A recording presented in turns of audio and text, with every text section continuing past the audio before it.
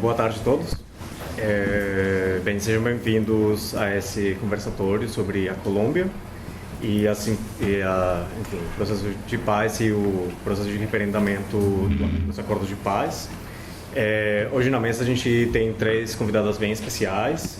Primeiro temos a Maria Helena Rodrigues, ela é professora do IRI, ela é colombiana, como eu. E bem, só assim, curtamente, uma apresentação do perfil dela. Ela é formada em Direito pela Universidade de Antioquia, tem mestrado de Direito ao Desenvolvimento da Universidade de Genebra, na Suíça, e é doutora em Sociologia pelo IESP-UERJ, na linha de Direito e Sociedade. Ela trabalha especialmente nas áreas de direitos sociais, direitos humanos, direitos constitucionais e acesso à justiça, e tem uma longa experiência em organizações da sociedade civil, trabalhando com direitos sociais e políticas públicas, e atualmente ela é pesquisadora do IBACE. Em segundo lugar, a gente tem a Manuela Trindade Viana. Ela é formada em Relações Internacionais pela USP, mestre em Ciência Política pela USP e doutoranda do programa de doutorado em Relações Internacionais do IRI. Ela foca sua pesquisa nas áreas de segurança internacional e conflitos na América Latina, em relações civis militares, especialmente na Colômbia. E, bem, a gente homenageia ela hoje com o lançamento do livro que está disponível à venda aqui fora. E, finalmente, a gente tem a Isa Mendes. Ela é formada em Ciência Política pela Universidade de Houston, no Texas, mestre e doutoranda em Relações Internacionais pelo IRI, e ela é assistente de pesquisa no Global South Unit for Mediation, especialmente em resolução de conflitos na América Latina e Colômbia. E, bem, basicamente, a sessão de hoje vai estar dividida em três partes. A Isa vai falar um pouco sobre no que consistiram os acordos, como se deu essa negociação e um contexto geral sobre o plebiscito. A seguir, a Maria Helena vai nos falar sobre as consequências do sim e do não, e as implicações sociais, as implicações sociais da sociedade civil e da participação política na Colômbia. Finalmente, a Manu vai nos falar um pouco sobre o panorama geral do pós-conflito na Colômbia e do que a gente pode esperar após os acordos. Isa, tu quer começar? Sim. Obrigada, vocês. Obrigada pelo convite. Boa tarde a todos. Parabéns, Manu, pelo livro. Vocês estão me ouvindo? Agora estão ouvindo? Então? Tá. Bom, o momento é de muita incerteza na Colômbia, por conta da derrota do plebiscito no dia 2 de outubro.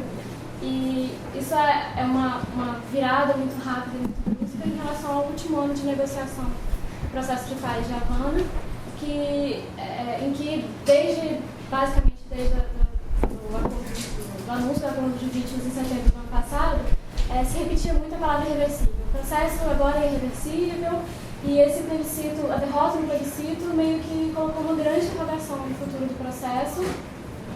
Então, é sobre isso que a gente está aqui para falar hoje, certo? Eu vou fazer um breve contexto histórico do conflito, falar um pouco do processo de paz atual, sobre o plebiscito, e falar um pouco sobre a derrota no plebiscito e como possível assessment sobre o que pode explicar essa derrota.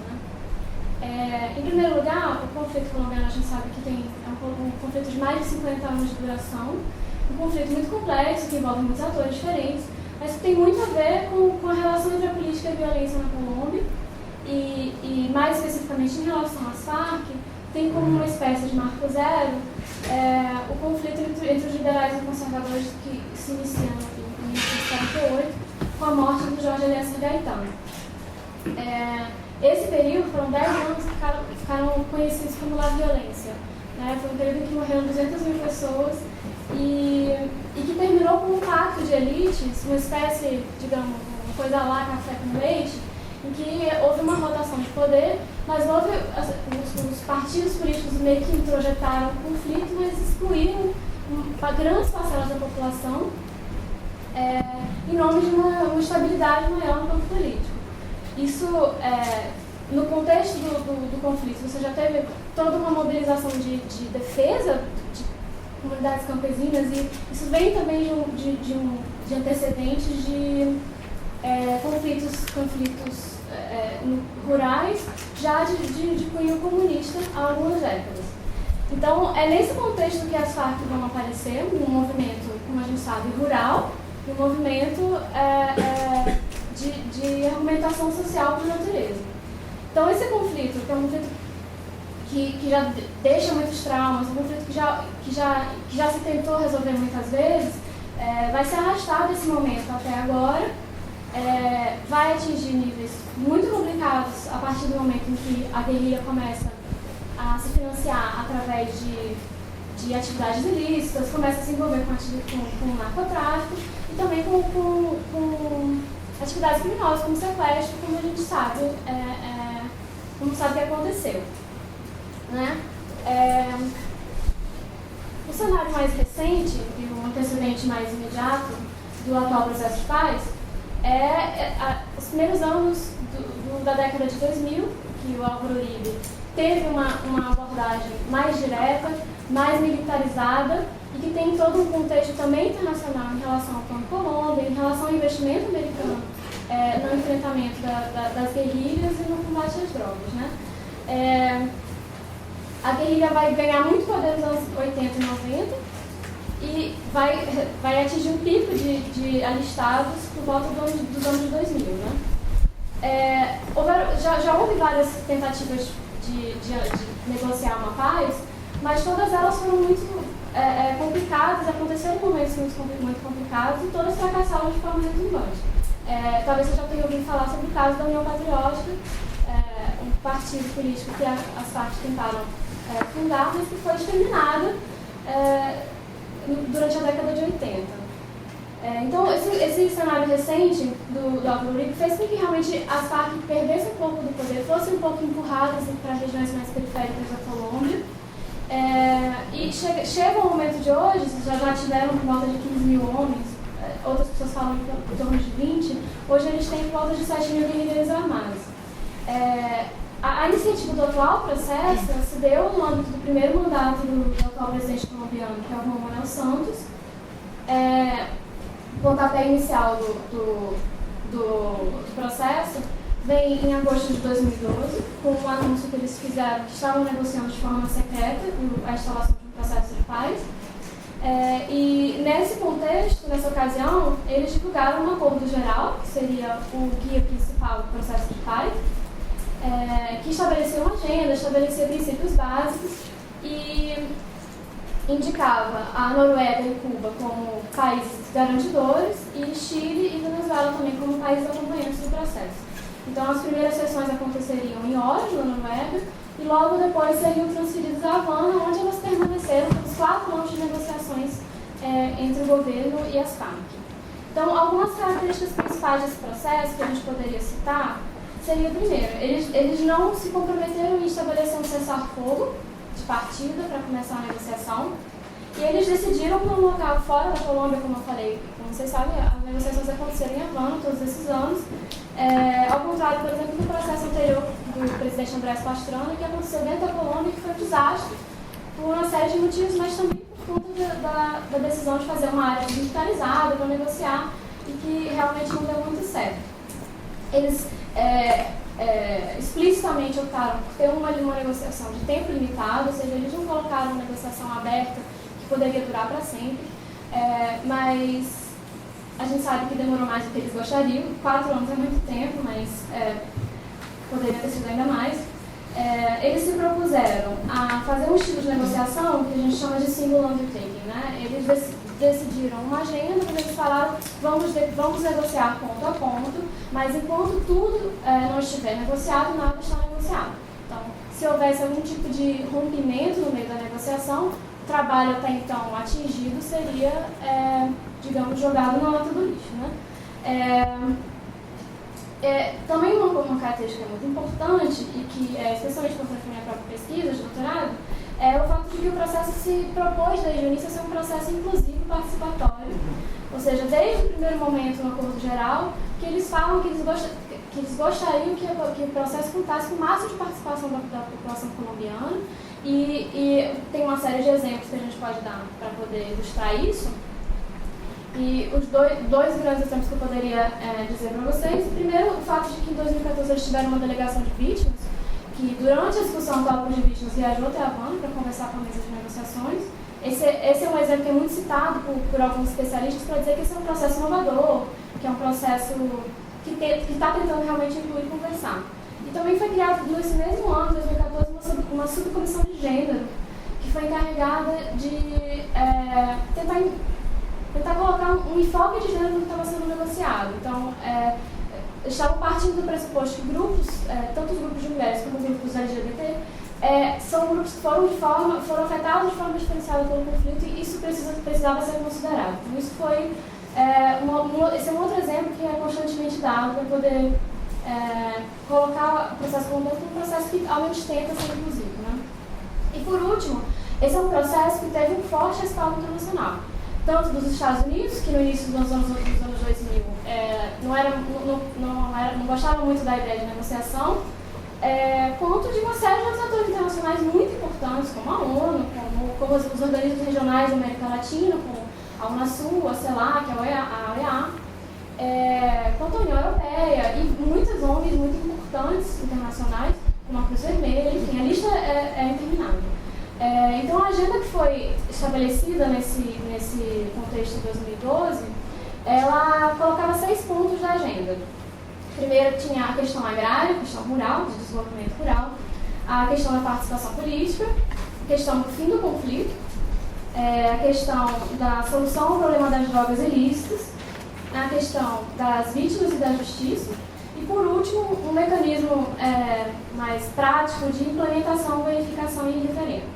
Então, muito rapidamente, queria dizer a vocês mais ou menos o que foi estabelecido por esses acordos. Um acordo que a gente já sabe que foi injetado, mas é um acordo muito complexo, de 297 páginas, um acordo final, mas que, como pontos principais, o governo defende e defendeu durante a campanha pelo plebiscito alguns pontos principais para cada tópico da agenda, né? A questão agrária, na questão agrária se discutia, por exemplo, a possibilidade e um compromisso com a volta dos deslocados internos. A terra deles, a Colômbia tem um número imenso de deslocados internos por conta do conflito. Nossa, tem toda uma questão de reconstrução de áreas rurais destruídas pelo conflito. Tem um propósito de uma criação de fundos de terras para a redistribuição de terrenos baldios, de terras que eram usadas para o cultivo legal de drogas. Enfim, a questão da participação política a gente poderia destacar uma proposta da parte deles de ter uma nova abertura democrática para a inclusão política. Uma das coisas que mais incomoda as pessoas que são a favor do não é o fato de que as Farc vão realmente migrar para um local que eles querem fazer, né? Migrar para o funcionamento de um movimento político, de um partido que possa ter voz no sistema partidário colombiano. Também defenderam as medidas para aumentar a transparência do sistema eleitoral, a promoção da participação e, mais importante no caso da participação, um rompimento definitivo do vínculo entre política e armas, né? A questão das drogas tem como claro, carro-chefe o compromisso das Farc de romper os laços com o narcotráfico, os programas de substituição de cultivos, que seria uma iniciativa atrelada a programas de desenvolvimento agrário, e o consumo, ele se propõe a tratar o consumo como um tema de saúde pública. Bom, um dos temas mais nevrálgicos acaba sendo o tema de vítimas e justiça. É um dos temas que está sendo muito discutido agora nesse pós-plebiscito, porque há um estabelecimento de uma justiça transicional para poder tratar dos delitos cometidos tanto pelos guerrilheiros quanto pelos representantes do poder público durante o conflito. E vai ser criada, seria criada, né, de acordo com esse acordo original, uma jurisdição especial para a paz, além de uma comissão de verdade e de uma unidade de busca dos desaparecidos do conflito. A jurisdição especial tentou tratar com esse suposto dilema paz versus justiça, tentando não eliminar a punição, a prisão ou a condenação pelos crimes graves, ao mesmo tempo tentou chegar a um consenso que fosse aceitável para os guerrilheiros, as pessoas que no fim seriam as pessoas condenadas. Então, a proposta seria julgar os perpetradores dos delitos graves, como crimes contra a humanidade, genocídio, violência sexual, de ambos os lados do conflito, tanto guerrilheiros quanto representantes do poder público, e os que colaborassem teriam penas reduzidas, e por outro lado, aqueles que não colaborassem estariam sujeitos até 20 anos de privação de liberdade. Haveria sim anistia, mas no caso de delitos políticos ou conexos. O fim do conflito, que também é um tema muito delicado, claro, consiste no estabelecimento do cessar-fogo e na resolução da questão dos guerrilheiros, desarmamento. Foi decidido que haveria uma concentração dos guerrilheiros em zonas especiais para que houvesse desarmamento dessas pessoas, e foi estabelecida uma missão de verificação e monitoramento da ONU. Essa missão foi aprovada por unanimidade no Conselho de Segurança. E essa missão seria responsável de verificar, de monitorar tanto o cessar-fogo quanto receber as armas dos guerrilheiros num período de 6 meses. Haveria um apoio econômico temporário para os desmobilizados, eles passariam algum tempo recebendo um pouco menos que um salário mínimo para poder se manter nesses primeiros meses. Esse foi um ponto muito polêmico durante o plebiscito, uma coisa que as pessoas não aceitaram muito bem. E também, uma vez deixadas as armas, as Farc teriam uma garantia de assentos no Congresso nos primeiros anos, nas 2 primeiras legislaturas. Ou seja, em 2018 e 2022, eles teriam direito a 5 assentos, mesmo que eles não conquistassem esses assentos nas eleições. Esse foi um outro ponto também delicado na campanha do plebiscito. Por último, a questão da implementação, verificação e referendo é uma questão também delicada e é o que nos traz aqui hoje, a questão do plebiscito, né? O plebiscito foi defendido pelo governo desde o início, mas era rechaçado tanto pelas Farc quanto pela oposição política da Colômbia. A preferência das Farc, eles queriam uma Assembleia Constituinte, né? E a preocupação inicial das Farc no momento desse é de ter uma segurança jurídica, de que os acordos não vão ser alterados a favor das alterações e oscilações políticas. Se o Uribe entra em 2018 e decide mudar tudo de forma muito rápida, para eles isso vira uma insegurança. Mas isso foi decidido, eles chegaram a um consenso em relação à forma da recepção jurídica dos acordos de forma constitucional e buscaram um respaldo internacional, e as Farc aceitaram o plebiscito. A regra do plebiscito, eles tiveram que passar uma lei para mudar o parâmetro do plebiscito, que era maioria, né, maioria dos votos, e eles estabeleceram um limiar de 13% do eleitorado, ou seja, mais ou menos 4,5 milhões de pessoas teriam que votar a favor do plebiscito para que ele passasse. Isso também, claro, implicava a conquista da maioria, né? Então, nos últimos meses aconteceu um desdobramento de muitos acontecimentos em relação ao processo que realmente é de deixar a gente meio zonzo, né? Mas o que aconteceu? No dia 24 de agosto, eles anunciaram finalmente o fim das negociações, de forma muito comemorada. O final veio com 5 meses de atraso, de fato. A data inicial que eles tinham colocado era o dia 23 de março, não conseguiram. E eles convocaram nessa ocasião o plebiscito para o dia 2 de outubro. No dia 29 de agosto, o cessar-fogo entrou em vigor. E entre o dia 17 e 23 de setembro, as Farc promoveram uma conferência, a 10ª conferência das Farc, para se dissolver como um grupo guerrilheiro armado e votar a respeito dos acordos. Eles validaram os acordos por unanimidade nessa ocasião. A campanha do plebiscito foi uma campanha muito polarizada, como a gente sabe, e foi uma campanha que começou com um pouco de pessimismo em relação à aprovação, porque os primeiros resultados de pesquisa eram um pouco inconclusivos e o não chegou a aparecer na frente por algum tempo. Depois da assinatura dos acordos no dia 26 de setembro em Cartagena, o sim progressivamente começou a ganhar espaço nas pesquisas, né? E a abstenção começou a mostrar um pouco de queda na previsão dos institutos de pesquisa. Quando veio a derrota no dia 2, é claro, foi um choque muito grande. A gente sabe a essa altura que o sim conseguiu ultrapassar o limiar de 13%, mas ele não conseguiu conquistar a maioria. Ou seja, foi uma diferença muito pequena para o não, foi menos, foram 10 percentuais de votos, ou por volta de 60 mil votos de diferença, que é muito pouco quando você pensa no eleitorado colombiano de modo geral. Foi quase 63% de abstenção, que é muito, até quando você considera os altos níveis de abstenção do eleitorado colombiano. Foi a maior abstenção dos últimos 22 anos no país. Então, um assessment muito rápido para concluir, o que a gente sabe já a essa altura é que o não se impôs principalmente em departamentos do centro e do nordeste do país, ou seja, o miolo do país, com algumas exceções, com alguns buracos, assim, votou pelo não. Enquanto que áreas mais periféricas, áreas mais litorâneas, amazônicas, votaram pelo sim. Na maioria das regiões em que as Farc estão presentes e nas regiões onde o conflito teve maior impacto, teve uma votação expressiva do sim, que pode nos levar realmente a concluir que as vítimas votaram pelo sim. Um exemplo simbólico nesse sentido é a cidade de Guarujá, em Chocó. Tá bom assim? É assim mesmo. Esse lugar teve um massacre terrível na década de 2000. A gente morreram, acho que por volta de mais de 70 pessoas, né? Ficaram feridas, outras 100. E alguns meses atrás eles fizeram uma cerimônia, um pedido de desculpas às Farc, representantes das Farc foram até lá.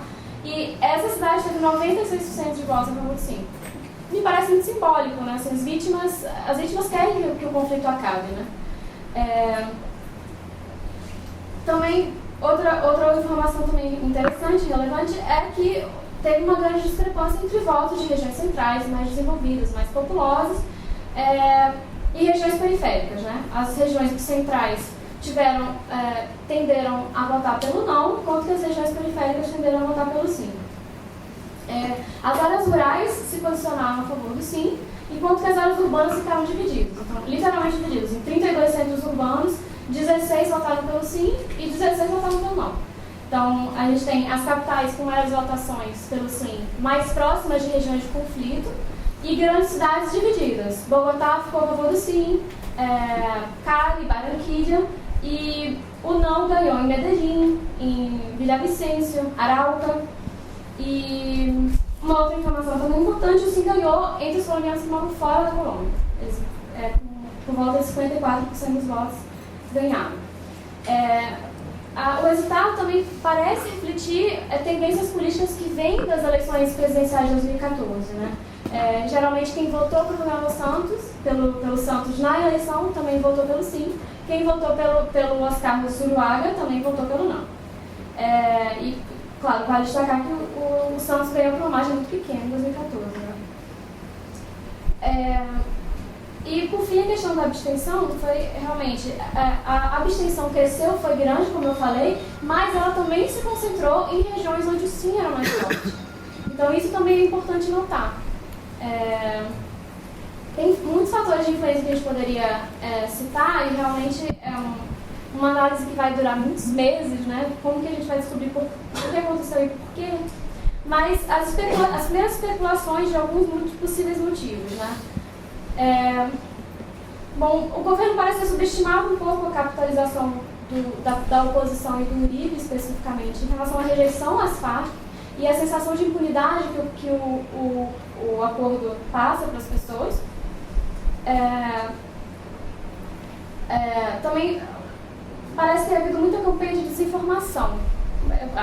Uma questão de conservadorismo religioso muito forte, que já está ficando claro, e uma rejeição à questão do enfoque de gênero que eu citei mais cedo, que agora vira uma espécie de polêmica na Colômbia, que está tendo desdobramentos agora na pós-rejeição do acordo. Né? Isso é muito importante também. Uma outra coisa importante também, parece que o governo subestimou um pouco a rejeição popular do Santos. Como eu falei, ele ganhou por uma margem muito pequena em 2014, e ele era considerado uma espécie de lastro do plebiscito, rosto do plebiscito. Então, como ele participou de forma muito ativa da campanha até quase o final, ele meio que acabou, de certa forma, ajudando a polarização. Uma outra coisa também que chamou a atenção, que você vê muito nos veículos de mídia da Colômbia, é que o não insistia muito que se as pessoas rejeitassem o acordo, as partes iam voltar para a mesa e renegociar. Então, se as pessoas não gostavam do acordo, elas falavam, ótimo, eu vou votar pelo não, porque eles vão voltar a negociar e de repente o acordo vai ficar mais parecido com o que eu gostaria. Então, eles conseguiram muitos votos com esse tipo de argumentação, enquanto o governo tentava dizer, olha, não é bem assim. Mas isso parece ter colado um pouco. E por fim, teve até uma questão climática no dia da votação. Teve um furacão Matthew, né, que passou por regiões litorâneas, caribenhas, onde o sim também tinha força. Então, uma série de fatores, né, uma combinação de fatores que levou ao lugar onde a gente está hoje. Os próximos passos são incertos. Os partidários do não, como está saindo muito nos jornais agora, foram convocados para conversar. O cessar-fogo tinha, a princípio, sido estendido até o dia de hoje, mas eles já concordaram em estender o cessar-fogo até o dia 31 de dezembro. E está havendo uma série de manifestações populares exigindo um acordo, enquanto o governo tenta lidar com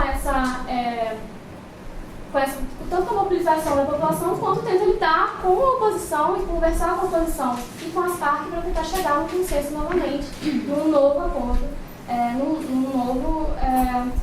numa nova solução. Para concluir, então, isso é uma coisa que a Virginia Gouveia mencionou, de fato, não é que alguém não queira a guerra na Colômbia, né? O país parece estar unido no fato de que eles querem uma paz, mas eles estão extremamente divididos sobre como atingir essa paz, continuam, né? Então, parece que esse é o momento da Colômbia. É isso que eu tenho. Ótimo, Isa. Muito obrigado. Só lembrando um ponto aqui, a gente vai ter algum espaço para dúvidas e comentários no final das apresentações. Então, não se preocupem, a gente vai ter essa participação. Eu passo a palavra, então, para Maria Helena.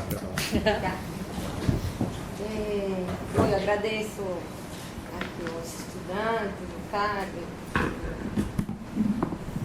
por me convidarem nesse debate. Na verdade, eu vou colocar algumas questões pontuais que eu acho que é necessário colocar.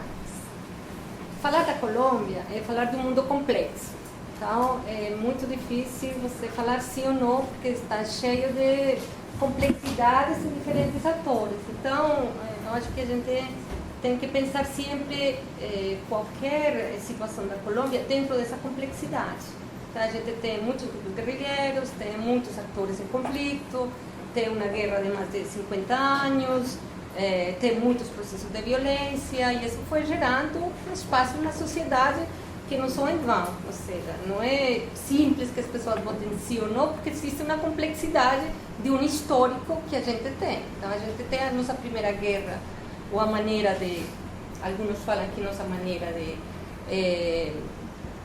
solucionar nossos conflitos é pela guerra, que é essa maneira como nos acostumamos, lá desde o final do século XIX, que a gente teve a Guerra dos Mil Dias, depois teve a violência e teve uma sucessão de guerras. Então, esse fato eu acho que é importante ter em conta. Segundo, eu acho que um elemento importante, eu quero trazer porque isso tem relevância nessas negociações, é a questão da terra. A gente fala muitas vezes, e sempre se falou, que nossa independência dos espanhóis, ele foi um processo de independência incompleto. E isso eu repito nas minhas aulas de América Latina. Foi um processo de independência incompleta, que a gente teve a independência, mas não teve a liberdade real. E um dos elementos fundamentais que eu acho importante é que nunca tivemos acesso real, a população nunca teve acesso real à terra. A terra passou desde os espanhóis aos crioulos, a uma elite, mas nunca realmente se fez um processo de apropriação de terra para todos e nunca se fez uma reforma agrária. Então, esse é um elemento muito importante. Daí que um dos elementos críticos nessa negociação é a terra, e a gente vai ver. Então, eu acho que esse elemento é bastante importante para a gente. A gente se vê, os índices de concentração da terra na Colômbia são enormes. Se a gente vê o conflito por terras, e sobretudo por esta lei de restituição de terras agora, é enorme. Então, um dos fatos fundamentais é a terra e o acesso à terra. Então, acho importante. Um elemento que eu acho que eu vou trazer de novo e importante. Se a gente pensa no conflito, só para pensar de maneira geral, esse conflito tem mais de 220 mil mortos, mais de 7 milhões de deslocados internos, mais de 30 mil desaparecidos, mais de são cifras enormes, na verdade. Não sei quantas mulheres estupradas, ou seja, e isso não é vano, porque se a gente fala de 220 mil mortos, 7 mil deslocados, não sei quantos desaparecidos, de alguma maneira, tem um historiador que faz uma referência, que se todas essas pessoas, se a gente pensa o que significa na população geral, cada um de nós, que somos colombianos, vimos afetados de alguma maneira pelo conflito. Ou agora, ou no conflito da violência, ou no conflito anterior, mas tivemos alguma relação com o conflito. E ter relação com o conflito também traz consequências. Consequências ou como vítima, ou de alguma participação. Então, eu acho que esse é um elemento também importante.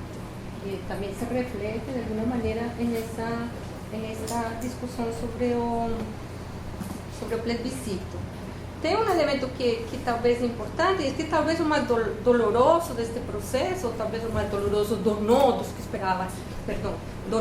esperavam no sim já rápido, é que as regiões mais apartadas ou mais abandonadas, onde a presença do Estado sempre foi precária, que esse é um elemento importante, é que vai ter que esperar muitos anos a que esse Estado se faça presente. Se a gente pensa em 64, quando as FARC se consolidaram como grupo político, mesmo que já estavam desde o 48, lá com as guerrilhas rurais, em 64, o Manuel Marulanda, que era o grande chefe das FARC, mandou uma carta para Guilherme Leão Valência, que era o presidente nesse momento, e falou: nós estamos dispostos a claudicar deste processo se tem reforma agrária, se temos acesso à terra. Essa era a única demanda. O presidente falou: não. Então, não. Então, a guerra começou.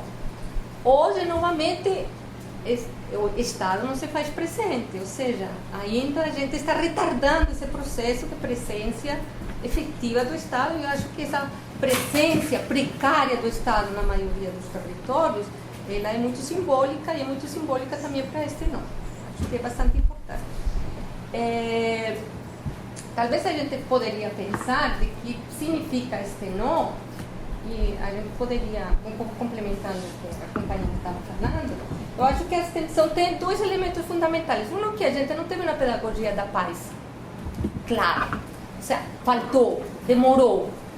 Não é fácil explicar para uma população de que você vai entrar num processo de paz, de reconciliação, de perdão, etc., com populações que têm sofrido durante os últimos 50 anos. Então, precisava um processo muito mais aprofundado de uma pedagogia da paz. Segundo unido, o que ela estava falando de uma propaganda enganosa. Eu, que não moro na Colômbia, que moro aqui, recebi este aqui porque eu ia votar. Fala, se você, depois eu deveria colocar isso. Colômbia está em perigo. Depois eu posso mostrar para vocês. Pelo WhatsApp, ou seja, sei quem me enviou. De cair baixo uma ditadura comunista e a iminente aprovação da ideologia de gênero. Votem no plebiscito. Jesus está no meu coração. Ou seja, está tudo misturado. Se vocês verem, vou passar para vocês se quiserem. Está tudo. Então, tem a questão da ideologia de gênero, o Jesus no coração, na igreja bem presente, o comunismo, aquela que come criancinhas, e bom, e etc. Então, e o plebiscito. Então, está tudo, é uma mistura que é difícil você, se você não está desprevenido olhar isso, logicamente eu vou falar, não, todas essas coisas juntas eu não vou aceitar. Logicamente, então, tem um processo que é bastante complicado. Eu falo, tem uma propaganda enganosa? Sim. O reconheceu Álvaro Uribe? Sim. Ele reconheceu nos seguintes termos: não fomos claros em explicar o acordo. Lógico que todo mundo sabe como é a comunicação e a contra-comunicação, que é uma ferramenta ideológica também. Então, isso foi claramente. Basicamente, se falava que para os camponeses que votaram não, todo mundo falava que iam chegar e iam tirar as terras. Ou seja, a terra é um elemento fundamental para os camponeses. Onde chega alguém e te fala, porque as terras agora vão ser coletivas e você vai perder a titularidade, logicamente que as pessoas vão votar não. Certo? Então, eu acho que esse é um elemento importante. O segundo, que eu acho que é uma coisa fundamental, que é descrédito das instituições públicas, descrédito das instituições da democracia. E aí tem um elemento fundamental, ela falava sobre os Santos, a última eleição, mas eu acho que é mais profundo, Eu acho que tem um decreto, nunca um presidente foi tão impopular. Talvez lá Pastrana, o Belisário Bettencourt lá nos anos 80. Mas o Santos tem uma impopularidade de quase 70%. Então, para que vocês vejam a figura complexa. Por um lado, é o gestor da paz, do processo de paz, mas por outro lado, ele tem uma impopularidade grandíssima interna, porque as pessoas falam, bom, só se dedicou à paz, mas não governou. A gente precisa quem governe. Então, tem um processo aí bastante complicado. E esse processo de paz, então, ele se viu realmente colado na figura de Santos, quando fala que se santificou a paz, que a paz era paz, Santos, Santos, paz. Então, era uma maneira também de fazer um repúdio, digamos, a essa política interna que Santos teve, que tem uma imagem bastante negativa, que eu acho que isso pegou bastante e que é importante. Acho que tem outro elemento que me chama bastante a atenção e que tem uma incapacidade das zonas urbanas ou dos urbanos de entender a questão rural. E eu acho que aí a gente tem um elemento para pensar, nós os colombianos. Até os anos 60, 70, como todos os países, Colômbia era basicamente rural. A partir dos anos 90 e mais com os deslocados internos, a gente é um país totalmente urbano. Um urbano que não sente a guerra. Porque a guerra é na zona rural. A guerra, os combates se dão lá nas periferias das periferias, não se dá na cidade. Na cidade se deu até os anos 80, mas depois dos anos 80, no final dos anos 80, não teve mais conflito nas cidades. Então a guerra, se vocês perguntam, se vocês vão para Bogotá ou para qualquer cidade, para Medellín, que é minha cidade, vocês não sentem a guerra. Guerra, conflito armado, guerrilhas, não existe. Então, é um olhar de longe. Assim como vocês podem olhar a guerra, qualquer cidadão de Bogotá pode olhar a guerra está lá, muito longe. Então, aí tem uma incompreensão, talvez, desse mundo urbano e uma dificuldade para entender o que significa realmente conflito interno, armado na zona rural. E acho que aí tem um elemento bastante importante. Outro elemento que tem parte da nossa história é que nós temos uma cultura do medo e da militarização, e isso pesa. Cultura do medo e da militarização, a gente não tem um processo de confrontação política pelas ideias, a gente tem um processo de confrontação basicamente com saídas guerreiristas. E se a gente tem um ex-presidente, que é Álvaro Uribe, que está pelo não, que faz campanha pelo não e que toda a sua trajetória política é por saídas guerreiristas, é ganhar a guerra, mas na guerra, não nas conversas, eu acho que isso pesou bastante. Ou seja, a gente tem que ganhar no confronto, não tem que ganhar nas ideias. Então, acho que esse elemento também é bastante importante. E para terminar, talvez aí, eu pensaria que a desigualdade social, que continua sendo um dos grandes problemas, e essa falta de acesso, as pessoas não se viram refletidas neste acordo como que solucionaria seu problema de acesso à terra, de acabar com as desigualdades sociais, de terminar com a exclusão, de ter uma presença melhor do Estado. Não se fez uma leitura mais transversal, digamos, do acordo. Se fez uma leitura muito mais dos atores, em verdade. Também eu acho que as Farc demoraram muito para ter uma imagem mais positiva. As Farc demoraram muito, chegou muito tarde para as Farc falar que pediam perdão, reconheciam os crimes, se comprometiam com a reparação e etc. Isso foi semanas antes. Então, isso é muito difícil num processo de 50 anos. Eu só peguei esses elementos assim, rapidamente. E para finalizar, eu acho que a questão de terras, que eu queria voltar, essa história da recuperação das terras, esse medo. Se você vê, a maioria dos lugares onde ganhou o não, sobretudo eu falo por mim, que eu sou de Medellín, sou de Antioquia, onde é a base industrial do país, onde estão os empresários, e tem uma grande polêmica porque os empresários financiaram ou não. É uma grande polêmica hoje, ou seja, o grande grupo econômico de Colômbia, que é a Vila Lula, ela financiou o não, deu dinheiro para toda a campanha do não. Então, como explicar que os empresários não acreditam no processo de paz? Então, a gente poderia pensar que a grande elite burguesa, os grandes empresários e aqueles camponeses que estão lá com sua terra e têm medo de tirar a terra, talvez são os que mais votaram pelo não. Porque, aliás, além de tudo, tem um elemento importante, que não se negociou com uma guerrilha derrotada. Isso eu acho que é fundamental pensar. Não é uma guerrilha derrotada. Não, mesmo que tenha 7 mil e já não tenha os 15 mil, os 20 mil que chegou no auge, mas não é uma guerrilha derrotada. Porque muitos estudos, e tem um estudo da CERAC, que é um centro de pesquisa lá da Colômbia, que fala que para terminar a guerra, que mesmo no melhor momento da guerra, que foi levada por Álvaro Uribe lá em 2008, 2009, que foi realmente uma saída guerreirista, o tempo para terminar a guerra vai entre 7 e 10 anos. Ou seja, as Farc não estão derrotadas, mesmo que elas estejam diminuídas, mas elas resistem bravamente, com uma ideologia muito clara. E isso também podemos falar dos ELN, que não começou o processo de paz, podemos falar do EPL, que se está reconstituindo e que está tomando território, ou seja, tem processos que ainda estão em andamento. Então, por isso é importante falar isso. Gente, acabou meu tempo, mas tudo bem, gosto ser. Desculpa aí. Mas, não, ao contrário. Mas os que falavam do sim, eles trabalhavam basicamente, talvez com uma ideia de que o sim era tão óbvio, de que todo mundo ia querer um processo de paz. Sobretudo, então muita gente fala que as pessoas não se preocuparam com o sim, porque quase que estava no inconsciente coletivo. No inconsciente coletivo é que todos queríamos a paz, e que talvez sim, todos queríamos a paz. Eu acho que todos queremos a paz, mas mesmo assim, os que votaram não estão a favor da paz, porque eles não concordam em como essa paz está sendo feita. E aí, esse processo de negação do processo de paz, mais pelos detalhes que não são tão detalhes, que são estratégicos. Eu acho que são 3 elementos que são importantíssimos nesse não para a gente ter. Eu posso deixar para a discussão depois.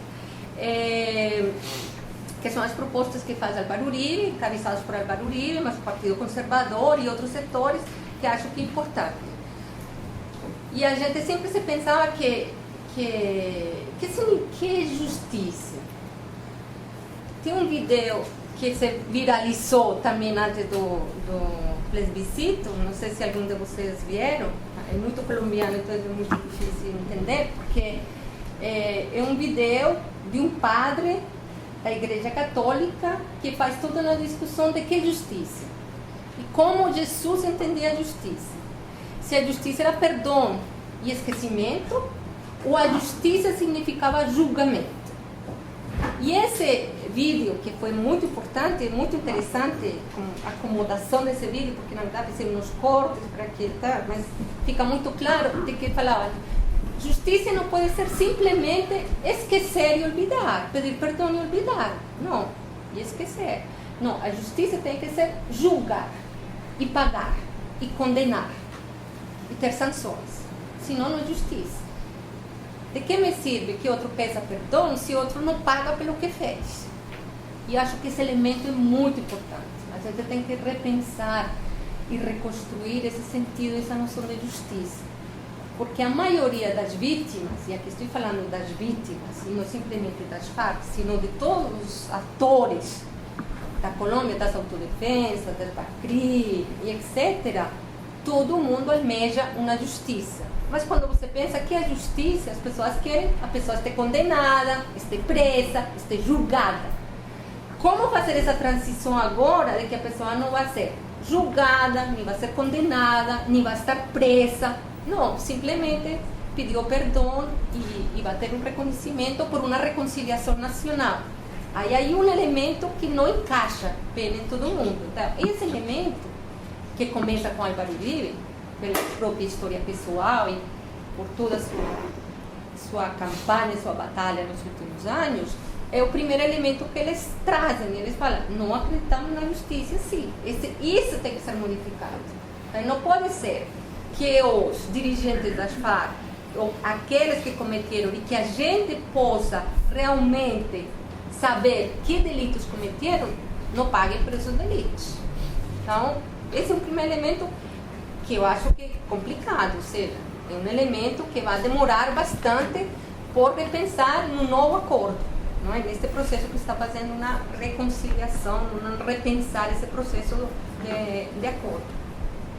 O segundo elemento, que também aí é importante, é a lei da restituição de terras. A Colômbia tem uma lei da restituição de terras, e eu vou terminar aí por dois elementos. Quando as pessoas, no conflito, basicamente, algum dos atores fez com que você se deslocasse, ou porque ele entrou no teu território, porque ele ameaçou você, porque ele entrou e fez uma massacre, etc., e as pessoas saíram e abandonaram suas terras, o que aconteceu no 99% dos casos é que esse ator do conflito, geralmente as autodefensas, se apropriaram dessas terras.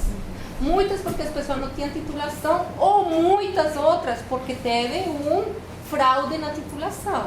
Então, eu fui no cartório e falei que essa terra é minha. Ameacei como chama? Pessoa que trabalha no cartório. O tabelião.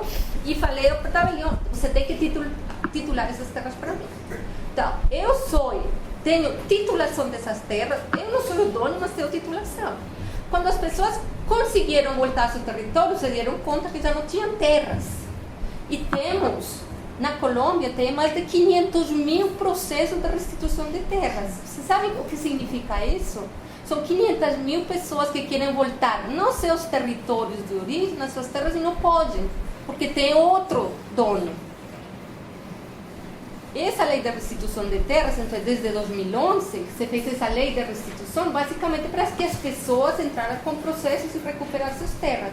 Sabem quantas pessoas recuperaram até hoje? 80 de 500 mil processos. Então, esse elemento é um dos elementos fundamentais. Os que votaram não querem reformular essa lei de restituição de terras. Querem reformular de que ficamos assim. Não é reconciliação e esquecimento, não é perdão. Então também perdoamos as terras. Essas terras ficam como estão na titulação atual. Só que isso traz um grande déficit político, econômico, social, etc. Então, esse é outro elemento que eu acho que é muito importante nesse processo que a gente teria que pensar. São propostas que são difíceis de negociar. Ou seja, não é fácil. Então, se a gente pensa da justiça e do sometimento à justiça, ou das terras, que é outro elemento importante, a gente vai demorar nesse processo de reformulação desse acordo. Eu vou deixar aqui, são muitas coisas, mas podemos conversar. Né? Partiu o terceiro? Partiu o terceiro. Tem tempo, pode ir. Bom, e eu acho que tem um elemento fundamental é que, basicamente, Álvaro Uribe, ele não reconhece o princípio de bilateralidade e simetria da negociação. Ele não reconhece outro sujeito, na verdade, não reconhece o outro, que esse foi um elemento fundamental para as Farc, ou seja, somos atores os dois em negociação. O que reconhece Álvaro Uribe é que o outro tem que estar sometido, não pode atuar na igualdade de condições. Não pode colocar também suas demandas. Ele outro tem que se someter. Então, e nessa ideia de que, porque basicamente Álvaro Uribe pensa que elas estão derrotadas, que tem que derrotá-las e que elas têm que se submeter. Então, não foi um poder equivalente. Simétrico. Muito obrigado, Mariana. Acho que os pontos que ela levantou são bem relevantes para a discussão e eu vou agora passar a palavra para a Manuela. Ela vai nos falar um pouco sobre o pós-conflito e o que nos espera, né? Na verdade, eu vou falar do pós-conflito, mas uma concepção de pós aí que é um tanto quanto curiosa na medida em que segundo a minha pesquisa de doutorado, o pós-conflito ele começa a ser mobilizado, o discurso do pós-conflito começa a ser mobilizado mesmo antes do início das negociações de Havana. Eu já vou chegar lá, mas eu queria só fazer um parênteses, já que estamos aqui por uma ocasião especial, não só porque eu estou com pessoas muito queridas dividindo a mesa comigo, mas também porque, enfim, é o lançamento de um livro que foi por muito tempo esperado, digamos assim, 7 anos, resultado da minha pesquisa de mestrado. Eu não vou tratar do livro diretamente na minha apresentação, mas eu só queria deixar claro que o intuito nesse livro está até mais diretamente relacionado com a negociação com as Farc, na medida em que eu exploro, enfim, a trajetória das tentativas de negociação com não só as Farc, mas outras guerrilhas, algumas das quais a Maria Helena, inclusive, comentou aqui, né, o EPL, o ELN, né, e por que essas iniciativas fracassaram, de acordo com os atores diretamente envolvidos, e mesmo também iniciativas consideradas exitosas, entre todas as aspas, com todas as aspas que vocês podem colocar aí na desmobilização dos grupos paramilitares, né? Como que a gente pode pensar que, mesmo nesses esforços, né, de desmobilização tidos como exitosos, a gente pode se debruçar sobre essas iniciativas para pensar algumas persistências de violência que se colocam, se observam até os dias de hoje, em parte muito em relação também com essa questão da terra colocada pela Maria Helena. No entanto, o que eu queria propor aqui é um outro voo, pensando então a questão do pós-conflito. Bom, e aí então o que eu estou querendo fazer aqui é pegar o meio do caminho entre o meu mestrado e doutorado, que está por ser finalizado, né? Mas enfim, do que trata mais diretamente a minha pesquisa de doutorado. Bom, como eu comentei em linhas gerais, esse discurso do pós-conflito ele começa a ser mobilizado mesmo antes das negociações de Havana terem início, em 2012, né? E sem querer pretender marcar uma data, né, definitiva, que para isso eu consigo identificar na minha pesquisa que por volta de 2009 e 2010 você já tem um vocabulário, né, de pós-conflito na Colômbia em emergência sendo vocalizado aqui e ali e dali em diante de forma muito mais sistemática, né? O que tem de interessante ou relevante nesse contexto de 2009 e 2010 acontecendo? São poucos anos depois do esforço de renovação do Plano Colômbia em 2006. Como vocês sabem, o Plano Colômbia, então, ele é aprovado em 99, ele passa a vigorar em 99, e aí 5 anos depois, né, 6 anos depois, perdão, está estipulado já no Plano Colômbia que se faria, portanto, um debate sobre a eventual renovação ou não desse plano, né, articulado em conjunto com os Estados Unidos. Pois bem, nesses debates intensos envolvendo tanto o Congresso dos Estados Unidos como o Congresso colombiano e na interseção dos dois também, o que a gente vê é que se passa a ter um esforço muito sistemático de tentativa de traduzir os esforços contra narcóticos e contra insurgentes da Colômbia em indicadores com base nos quais se pudesse avaliar, mensurar, né, para utilizar o vocabulário desses atores, mensurar qual que é o desempenho da Colômbia nesse teatro de operações contra narcóticos e contra insurgentes. A partir daí, então, o que eu identifico é que em 2009 e 2010, esse conjunto, essa rede de indicadores, né, que passa a amparar esse discurso de pós-conflito, né, como eu vou entender, esse conjunto de indicadores ele é não só articulado, mas ele passa a ser sistematizado com base no próprio operativo, no trabalho cotidiano da polícia e dos militares. Pois bem, então, é um processo de internalização desses indicadores, né, enfim, já no cotidiano, né, dos policiais e militares, para comprovar, né, a sua boa conduta, o seu bom desempenho, né, na execução desse conjunto de políticas. A partir desse debate, dessa rede de indicadores, que aí eu vou falar só alguns deles aqui, você tem a taxa de homicídios, taxa de sequestros, ataques terroristas, cultivos de coca, apreensões de drogas, destruição de laboratórios de processamento, e aí, com base na verificação 2009 e 2010, né, de que muitos desses indicadores começavam a apresentar baixa, né, que se tem aí, e aí por isso o discurso do pós-conflito, uma reivindicação de que esses esforços estavam sendo bem-sucedidos e deveriam, portanto, continuar, né, a ser intensificados. Então você tem a queda da taxa de homicídio, a queda na taxa de sequestro, e aí, como a Maria Helena falou, essa desurbanização do conflito que chegava, né, na década de 90, já havia chegado às cidades, de modo que aqueles que ignoraram durante décadas a existência de guerrilhas, por exemplo, no seu cotidiano urbano, né, não podiam mais fazê-lo na medida em que, enfim, a explosão no El Nogal, né, no bairro nobre de Bogotá, e outros tantos atentados dentro da cidade de Bogotá, por exemplo, mostravam que, na verdade, a guerrilha já estava no seu pico, né, de ponto forte, digamos assim, da iniciativa guerrilheira, e, portanto, estava começando a se tornar como se fosse uma verdade, né, irrefutável, né, na sua presença urbana para aqueles grupos que até então podiam ignorá-la, né? Então, a taxa de homicídio, a taxa de sequestro, esses ataques terroristas também passam a ser mobilizados dentro de um contexto de desurbanização do conflito. E nesse sentido também mostrando a relevância desses esforços para esse grupo constituinte, né, enfim, os eleitores, né, que se concentravam nas cidades, que aquele conflito e aquelas iniciativas estavam sendo remediados. Pois bem, esses indicadores, que estão, portanto, em nítido contraste com a caracterização que se fazia na Colômbia na década de 90, de que era um país à beira do colapso, né, vão servir de sustentação, né, para o que ficou conhecido e amplamente ventilado, né, como a narrativa de sucesso colombiana. Né? Então, o caso de sucesso da Colômbia passa a ser traduzido por meio do Plano Colômbia, reivindicado como uma iniciativa que, considerada meritória, né, passa a ser, inclusive, exportável para outros países, como foi o caso do México na iniciativa Mérida, anos depois.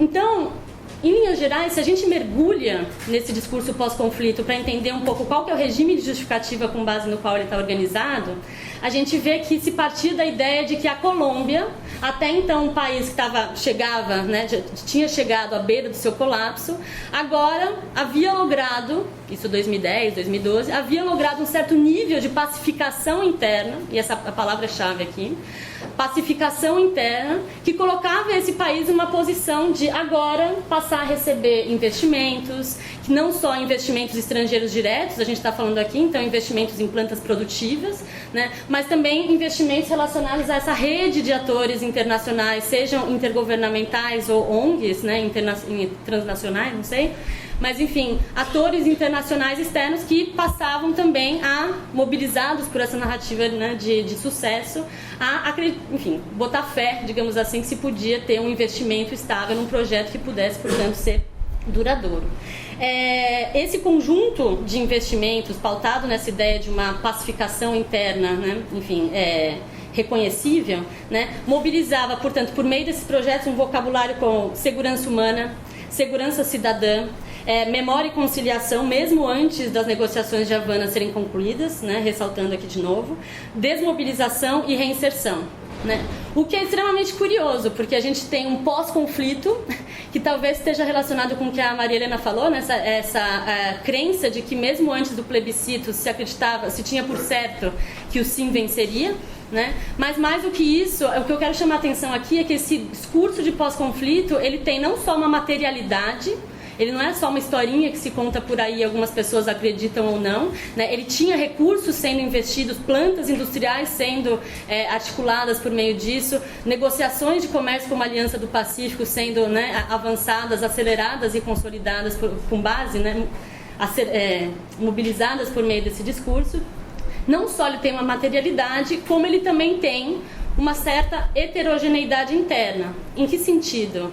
Ora, se a gente olha para aquelas palavras segurança cidadã, segurança humana, memória e reconciliação, mobilização e reinserção, o que a gente tem é, dentro desse discurso, diferentes combinações, diferentes arranjos de ganhadores e perdedores coexistindo dentro do discurso do pós-conflito. Então não é nem só para dizer que ele é homogeneamente falacioso, né? Mas enfim, projetos que, enfim, apoiadores mais progressistas, se a gente colocar nesse ponto, né, nesse vocabulário, poderiam inclusive apoiar diversos projetos, né, de pós-conflito, por assim dizer. E por que isso é relevante falar desse discurso de pós-conflito no contexto atual? O que eu quero chamar a atenção, em primeira instância, é que o discurso do pós-conflito, ele é uma espécie de caldo no qual o Acordo de Havana está embebido. Né? E nesse sentido, o Acordo de Havana é apenas parte de um conjunto amplo de processos, de novo, né, com arranjos de ganhadores e perdedores distintos, né, mas de um conjunto amplo de processos que já estava em curso mesmo antes da negociação ser concluída e, portanto, se ter o acordo de paz para que se afine, portanto, o pós-conflito. Né? Tem algo aí bastante, enfim, intrigante para ser explorado. E nesse sentido, a meu ver, modestamente, o que eu acho é que quando você tem a conclusão, caso fosse bem sucedida, ainda não sabemos, né, como a Isa colocou, caso fosse bem sucedida a negociação do Acordo de Havana, ela serviria como uma espécie de atestado de qualidade, ou até mesmo a gente poderia pensar um atestado de legitimidade para um conjunto de processos que já estavam em curso, né? Em segundo lugar, eu acho que olhar para o pós-conflito é importante porque esses indicadores que eu mencionei para vocês, então taxa de homicídio, taxa de sequestro, ataques terroristas, cultivo de coca, apreensão de drogas e etc., eles não só colocam em evidência o papel das Forças Armadas nesse discurso de pós-conflito e de pacificação interna, como mais do que isso atribuem um caráter de verdade a essa posição privilegiada que foram alçadas as Forças Armadas na Colômbia. E aí a gente pode entender tanto as Forças Armadas como causa, e aí eu tô dentro do discurso, tá, gente? Eu sou crítica disso, mas enfim, a gente pode entender as Forças Armadas tanto como causa, né, condição para que o discurso de pós-conflito seja ventilado, né? Mas essa posição privilegiada das Forças Armadas também é ela efeito desse discurso de pós-conflito, de modo que possibilitou com que as Forças Armadas, anos depois, se reposicionassem no que eu considero ser um circuito de saberes policiais e militares, não só na América Latina, mas internacionalmente falando, né, em que a Colômbia passou a se colocar e ser colocada, né, como um ponto, um patamar de referência em termos de operativos policiais e militares, porque, horas, funcionou aqui, por que não há de funcionar em países que enfrentam problemas semelhantes? E aí o desafio é a argumentação, construir qual que é a semelhança, né, e qual é o caráter de pertinência, né, que vai justificar a possibilidade que isso também seja reivindicado como verdade. E quais são os efeitos, né, as implicações disso? Primeiro, eu acho que quando a gente olha para essa dinâmica e para esse conjunto de tensões, a gente tem que a construção de paz, que circunscreve tanto esse discurso do pós-conflito quanto o Acordo de Havana, né, a construção da paz da Colômbia, que passa a envolver, né, esses dois, digamos, aspectos para os quais eu estou chamando a atenção, ela não é, então, caracterizada como uma superação, como resultante da superação de uma lógica de guerra, né, por uma lógica do diálogo. E, nesse sentido, ela não significa a vitória do diálogo sobre o fuzil, a meu ver, né? Pelo contrário, o que você tem são operações de guerra e os diálogos de paz, né, que historicamente se travou, né, foram travados na Colômbia, mas mais recentemente, portanto, os diálogos de Havana, né, como elementos constitutivos de um mesmo esforço de construção de paz. E eu acho sintomático, por exemplo, de novo, a gente está operando dentro do discurso, né, o tempo todo é bom chamar atenção para isso, mas é sintomático observar que as forças militares, né, então não sei se vocês sabem, mas as Forças Armadas na Colômbia, elas reúnem tanto a Polícia Nacional da Colômbia quanto as forças militares, né? Então, as Forças Armadas na Colômbia chegaram a veicular dias antes do referendo que se aquele acordo fosse aprovado e pudesse, portanto, ser utilizado como alguém apontando o dedo e falando, tá vendo? O diálogo venceu. O comandante do Estado-Maior disse que, na verdade, mesmo se aprovado o Acordo de Paz de Havana, né, isso significava que as forças militares eram vitoriosas porque foi somente por conta do encurralamento das forças militares, né, contra as Farc que as Farc finalmente optaram por se sentar à mesa em Havana. Essa é a leitura que se faz, né, esses protagonistas da história de sucesso colombiana, é a leitura que eles fazem da própria negociação. Então, já partindo aqui para a finalização, eu queria só chamar a atenção para dois pontos de por que eu acho que é importante trazer isso para a discussão. O primeiro ponto é de que eu acho que, se a gente colocar, bom, enfim, discurso de pós-conflito, um dos principais eixos, né, que, enfim, passa a ser colocado em movimento dentro do discurso de pós-conflito é a tal esperada, né, por alguns, reforma do setor de segurança. Se a gente olha para o que está à mesa no setor de segurança, da reforma do setor de segurança, isso se torna, tudo isso que eu estou dizendo, de que a construção da paz ela não implica uma superação da lógica da guerra em prol da afirmação de uma lógica do diálogo, elas são guerra e diálogo, parte constitutiva da mesma lógica de construção de paz, né? A gente tem que, na verdade, a militarização ela não está sendo colocada em questão, na reforma do setor de segurança. Por que eu estou dizendo isso? A meu ver, o que está havendo nos debates sobre a reforma do setor de segurança é uma reorganização da militarização e não uma revisão sistemática e estrutural dessa militarização. Então, só para chamar a atenção para dois exemplos concretos, 3 na verdade.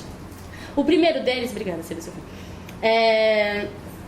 Enfim, não sei se vocês já ouviram falar, mas o policiamento de proximidade, conhecido por meio de um projeto da Polícia Nacional da Colômbia chamado Vigilância por Quadrantes. Oi?